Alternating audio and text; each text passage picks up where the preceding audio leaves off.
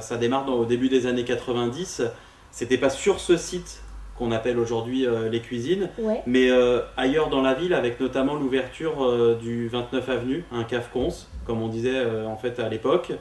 Et puis en fait, c'est en 96 que sont vraiment nées les cuisines, puisque on va dire que sur proposition de pas mal de jeunes, de groupes, d'artistes, un jeune élu, Franck Mouly, a décidé de répondre à cette demande et d'essayer de trouver dans la ville un lieu dans lequel on pouvait faire de la musique. Et il se trouve que Stéphane Ragnot, notamment, qui a été régisseur général des cuisines pendant de longues années et qui a été au tout début du projet, et Franck ont visité quelques lieux et sont tombés sur les anciennes cuisines centrales de la ville de Chelles. Et on va dire qu'en janvier 96, c'était la première naissance des cuisines, puisque on fête les 10 ans en 2012, mais bon voilà, il y a une raison pourquoi les 10 ans, mais le vrai démarrage c'est en 96. Et on a commencé à travailler avec un concours extérieur hein, qui nous a dit bon, c'est possible et ce serait très bien que ce ne soit pas simplement qu'un lieu de représentation, qu'un lieu de spectacle. Au contraire, minorons plutôt cela, ne mettons pas ça trop en avant, mais faisons en sorte qu'il y ait des studios de formation, de répétition, et que ce soit un lieu de musique sans doute, mais aussi un lieu de vie. Et donc on est parti sur cette base-là, et voilà comment sont nées les cuisines.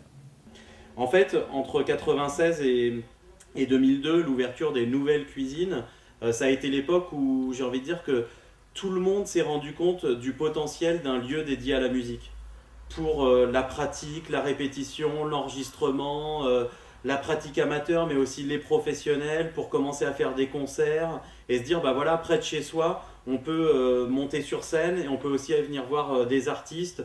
Moi, je me souviens de concerts en 99 où, par exemple, on avait programmé Dionysos, Trio, Enhancer.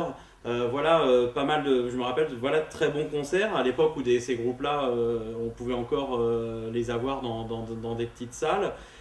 Moi, c'est ce que j'appelle un peu l'époque roots du lieu. Et en fait, en parallèle de ça, on travaillait beaucoup à sa professionnalisation. Donc moi, ce que je vois, c'est que c'est une très belle réussite. Pourquoi? Parce que je rencontre très souvent des jeunes qui ont fait de la musique et qui me disent c'est un lieu extraordinaire. Parce que c'est un lieu certes de musique, mais comme je le disais tout à l'heure, un lieu de rencontre, un lieu de vie. Ce n'est pas simplement qu'un lieu de musique. Et il y a manifestement non seulement des amitiés qui se sont nouées, des rencontres, mais il y a un état d'esprit. Hein. Et je rencontre aussi des jeunes qui ont fait plus que de la musique à l'amateur, sont devenus même des professionnels. Moi, ce que j'ai beaucoup apprécié de la part des cuisines, donc, et des jeunes, bien sûr, qui s'y trouvaient, et qui s'y trouvent, et, je le répète, des directeurs, c'est de faire participer les cuisines à la vie de la ville. Hein. Il y a le partenariat avec les lycéens. Je sais que les cuisines sont souvent dans les manifestations municipales. C'est se sentir partenaire dans sa ville hein, et pour créer du lien. Et ça me paraît essentiel.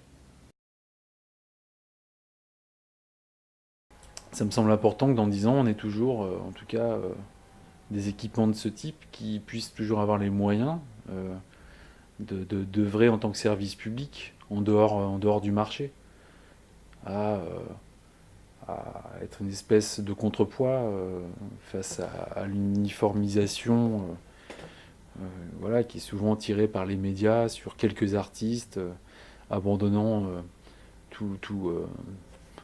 voilà, un grand nombre d'acteurs, créateurs, artistes qui ont pourtant besoin d'être diffusés, de rencontrer des publics et de présenter de nouvelles choses. Donc j'espère que dans 10 ans, les cuisines pourront toujours contribuer à voilà, être une espèce effectivement d'alternative au marché. Moi, c'est ce qui me semble le plus important. Sous quelle forme, de quelle façon, difficile de se projeter dans 10 ans, mais en tout cas, c'est la valeur fondamentale du projet, c'est vraiment le pilier, et il me semble que tout ce que je souhaite à cet équipement, à ce projet, c'est qu'il ait toujours l'ambition parce que c'est pas ce qu'il y a de plus simple, de jouer ce rôle ô combien important. Je souhaiterais qu'elle continue sur cette voilà, hein. C'est-à-dire que d'abord, elle soit un lieu où les jeunes de Chelles et d'ailleurs ont plaisir à venir. Un vrai lieu de vie, de rencontre, sans doute pour écouter de la musique, pour faire de la musique, mais d'abord un lieu de rencontre, d'échanger sur sa propre expérience et au-delà. Que ce soit ce lieu, comme on dit, de formation, de répétition, hein, d'approfondissement.